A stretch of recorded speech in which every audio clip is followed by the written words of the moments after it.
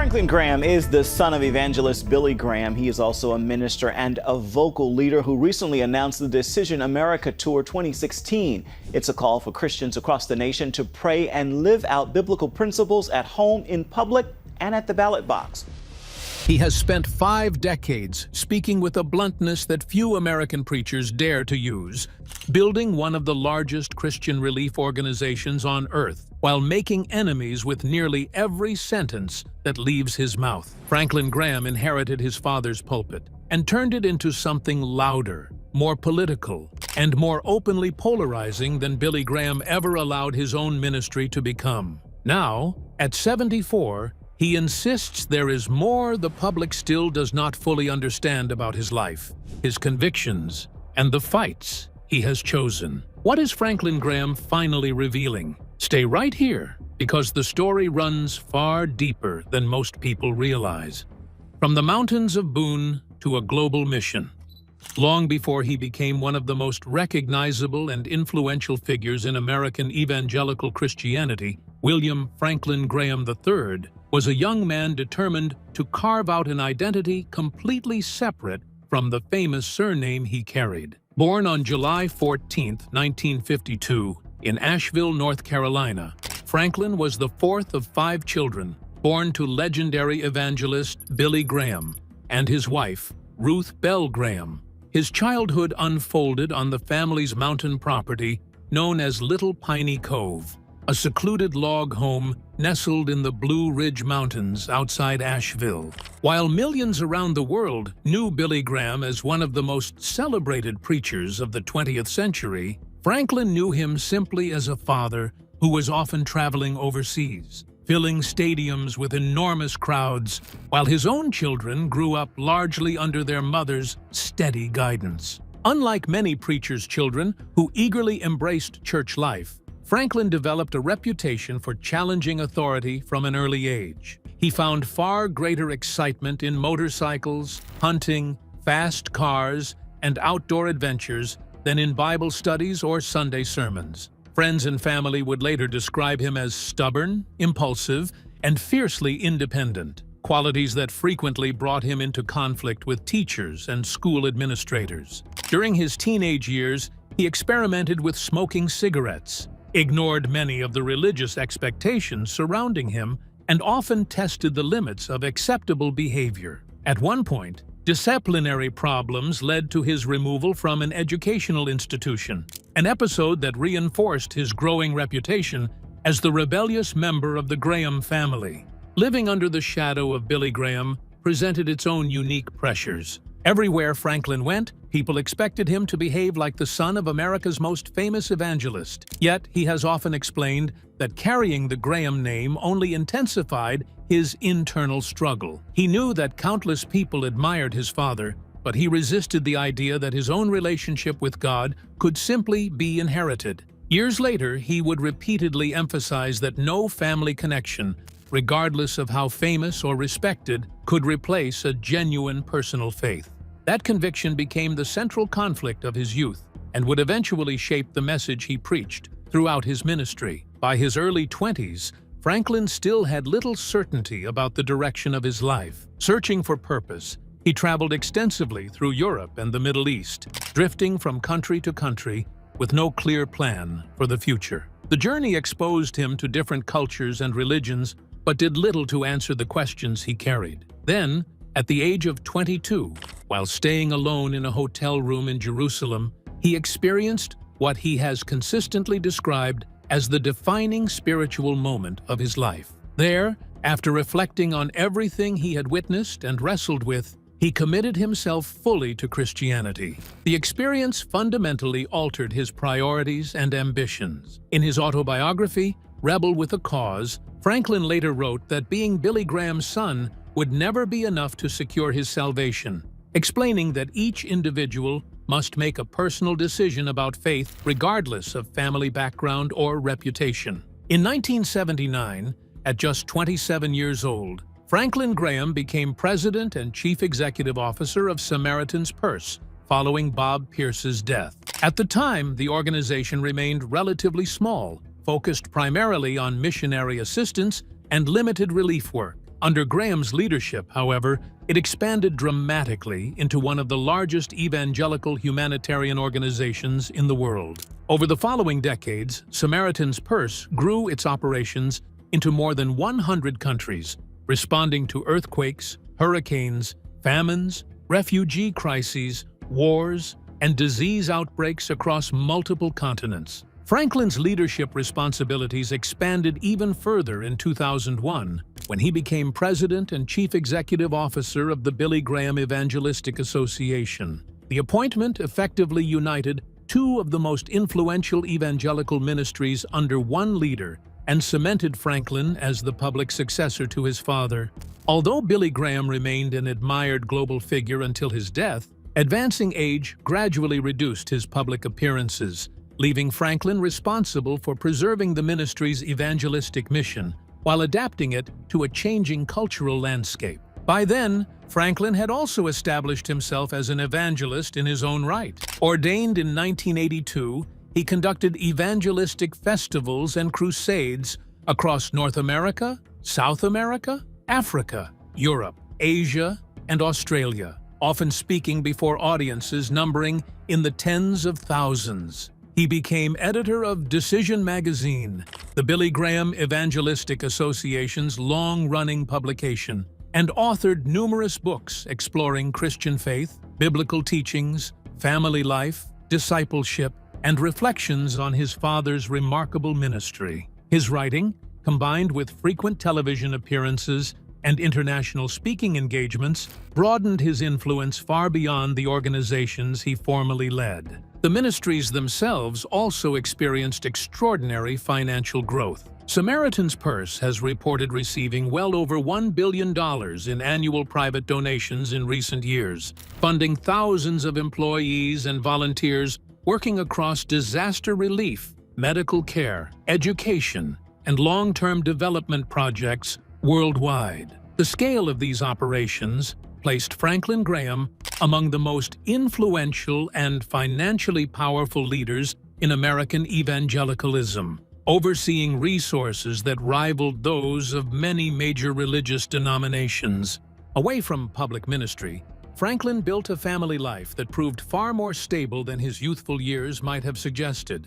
In 1974, he married Jane Austen Cunningham Graham, and together they raised 4 children: Will, Roy, Edward, and Sissy. Several of their children eventually entered ministry themselves, with eldest son Will Graham becoming an evangelist for the Billy Graham Evangelistic Association and continuing the family's multi-generational tradition of public preaching.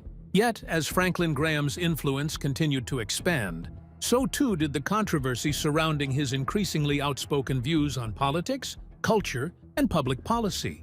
Unlike his father, who generally maintained careful political distance despite privately counseling U.S. presidents from both parties, Franklin embraced a far more direct role in national political debates. His willingness to speak forcefully on divisive cultural issues would eventually overshadow much of his humanitarian work and family legacy, setting the stage for the most controversial chapter of his long public career. That contrast between quiet global relief work and increasingly loud public statements set the stage for the controversies that would follow him for years and eventually spill across an entire ocean. The preacher who refused to soften his message. Franklin Graham has never been shy about saying exactly what he believes, even when it costs him venues, invitations, and entire international tours in the process. He has repeatedly called Islam a wicked and evil religion, described homosexuality as a sin, suggested in 2010 that former President Barack Obama was born a Muslim, and argued after North Carolina repealed its transgender bathroom law in 2017 that the change would expose the public to predators. Those remarks followed him across the Atlantic in 2018, when his planned Festival of Hope tour of the United Kingdom drew a petition from more than 8,000 residents in Blackpool and calls from the Muslim Council of Britain urging the Home Office to deny him a visa entirely on the grounds that his statements amounted to open bigotry. The controversy only intensified 2 years later. In 2020, every single venue booked for a planned summer tour of the UK, including arenas in Liverpool, Sheffield, Glasgow, Newport, Milton Keynes, Birmingham, and Newcastle, cancelled his bookings after sustained public backlash over his comments on Islam and homosexuality, a collapse that unfolded venue by venue and was tracked in real time by outlets including CNN, which reported that Graham had called Islam evil and blamed Satan for the legalization of same-sex marriage. Graham responded by insisting he was not coming to spread hatred, but to share what he called the gospel of love, writing an open letter to the UK's LGBTQ community, explaining that while he believed homosexuality was sin, he considered everyone, including himself, to be a sinner in need of grace. The explanation did little to quiet the backlash at the time, but it did not end the story either, because the Billy Graham Evangelistic Association had no intention of simply walking away. The organization instead fought back through the Scottish courts, arguing that the Scottish Event Campus had discriminated against it when it scrapped Graham's scheduled Hydro Arena appearance in Glasgow, and the legal strategy proved remarkably successful. Sheriff John McCormick ruled that the venue had breached the Equality Act of 2010 by canceling the event under pressure from local politicians and protest groups, describing the decision as a thinly veiled exercise in virtue signaling in a judgment that Christian Today reported resulted in nearly £100,000 being awarded to Graham and his ministry. Several other UK cases resolved in the BGEA's favor as well, turning what had once looked like a decisive public rejection of Graham's views into a string of courtroom victories that he and his supporters framed as vindication of religious liberty, rather than an endorsement of the remarks that triggered the original cancellations. Graham later announced that some of those legal winnings would help fund a new religious freedom initiative in the United Kingdom, telling a crowd of more than 7,000 people gathered at that same Glasgow arena that the money would help other Christians who felt threatened into silence by what he described as cancel culture. The pattern of visa disputes was not confined to Britain either, and it followed him into his 70s. In late November 2025, the Indian government denied Graham a visa ahead of a planned appearance in Kohima, the capital of Nagaland, where he had been invited to mark more than 50 years since his father preached in the same region. The cancellation drew sharp criticism from Nagaland's chief minister and several Christian organizations in the state, who called the decision selective and deeply hurtful, while observers noted that Graham had previously drawn criticism in India for dismissive comments he once made about Hindu deities. The Indian government offered no official explanation for the refusal, but the episode showed that even deep into his 8th decade of life, Graham's reputation for provocative remarks could still close doors on entirely new continents. While those disputes over visas and venues were unfolding overseas, a very different kind of crisis was developing much closer to home, one that had nothing to do with public opinion and everything to do with his own body. A heart scare and the bond with a president. In November 2021, Graham revealed to his followers that he had undergone emergency heart surgery at the Mayo Clinic in Rochester, Minnesota, after developing constrictive pericarditis, a condition in which the sac surrounding the heart becomes inflamed and rigid, squeezing the heart and preventing it from pumping normally. The procedure required surgeons to remove the pericardium entirely, and Graham described the experience with the same directness he applies to nearly everything else in his public life, writing in a statement that Samaritan's Purse later published in full, describing the surgery and thanking the medical team at Mayo Clinic. He praised the surgical team, said his doctors expected a full recovery, and added, in a detail that felt distinctly his own, that he was looking forward to riding his motorcycle again once the weather warmed. There was no dramatic cliffhanger in his account, only gratitude and an expectation that he would simply keep working, which is exactly what he did in the years that followed. That resilience carried directly into the political alliance that has increasingly defined his public identity over the past decade. Graham delivered the invocation at Donald Trump's second presidential inauguration in the Capitol Rotunda in January 2025, standing before the nation just months after praying for Trump.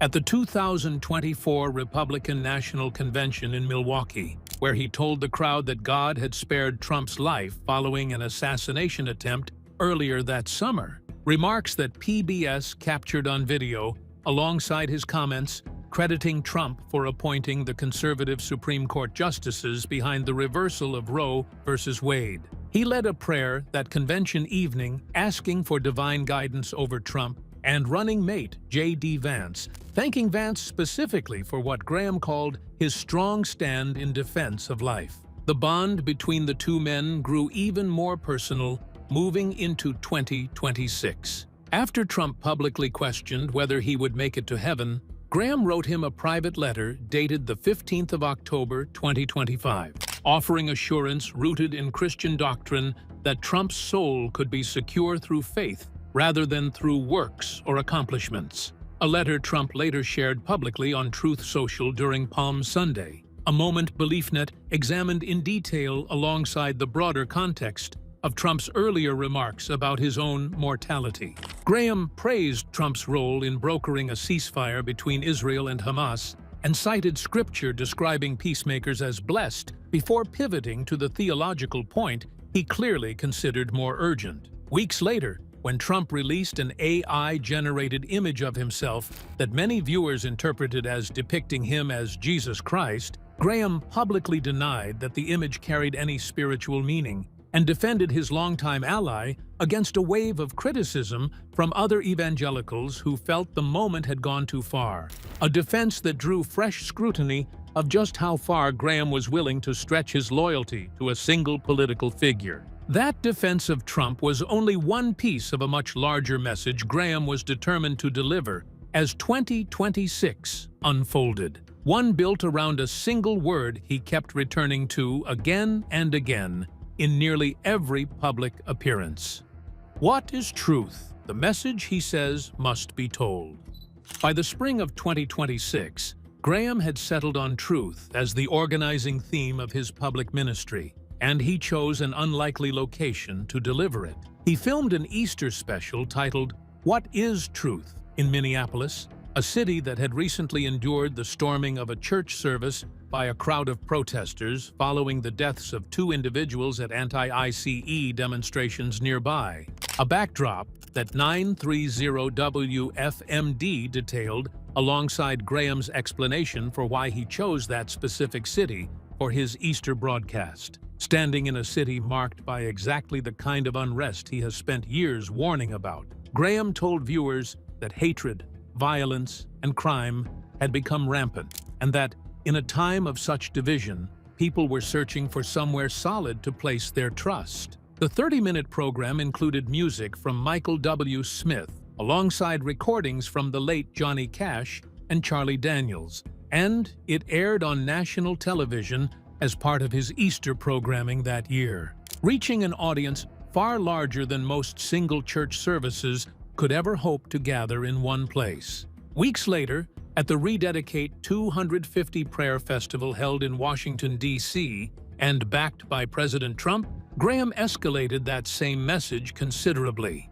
He told the crowd that America had become morally rotten and completely sick with sin, singling out transgender rights, same-sex marriage, and the opening of women's locker rooms to men as what he called only the tip of the iceberg, comments that Newsweek documented alongside criticism from historians who challenged his framing of the country's founding era. He argued that the spiritual climate of 2026 had drifted enormously from the country the founding generation established 250 years earlier, a claim that drew pushback from scholars who noted the founders themselves held a wide range of religious views, from Anglican and Congregationalist to Catholic and Deist, making any single unified religious identity for that era historically difficult to defend. Critics described the broader Rededicate 250 event as an attempt to fuse American and Christian identity in a way that blurred the constitutional separation of church and state. But Graham showed no sign of softening his argument in response to any of it, and he continued making the same case at nearly every stop on his calendar afterward. Now, well into his 70s, Graham continues to run Samaritan's Purse and the Billy Graham Evangelistic Association simultaneously, a workload that would exhaust leaders half his age while remaining one of the most consistent religious voices in Donald Trump's orbit. He has buried close political allies, including Senator Lindsey Graham, whom he publicly honored as a strong fighter and a true patriot following his sudden death earlier in the summer of 2026. He has weathered a heart procedure that could have sidelined a less determined man permanently. He has lost UK venues, won UK lawsuits, been turned away from Nagaland, and kept preaching through all of it without appearing to slow down even slightly, moving from farm country crusades to national television specials to prayer festivals on the National Mall within the space of a single year. Alongside all of it, Samaritan's Purse has continued running Operation Heal Our Patriots, flying wounded military couples to Alaska for rest and counseling, even as the organization simultaneously manages relief work stretching from Ukraine to Yemen to the Democratic Republic of Congo. What Franklin Graham seems most determined to reveal in the end is not a single secret held back for decades, but a worldview he has been building in public for 50 years and has no intention of quieting now, no matter how many venues cancel on him or how many governments deny him entry. That, in its own combative and unmistakably Graham way, is the truth he has spent this entire year insisting must be told. With this, we have come to the end of this video. Thanks for watching. If you enjoyed this video, do well to like, comment, and subscribe for more content. To enjoy more thrilling stories, click now on the following video that pops up on your screen.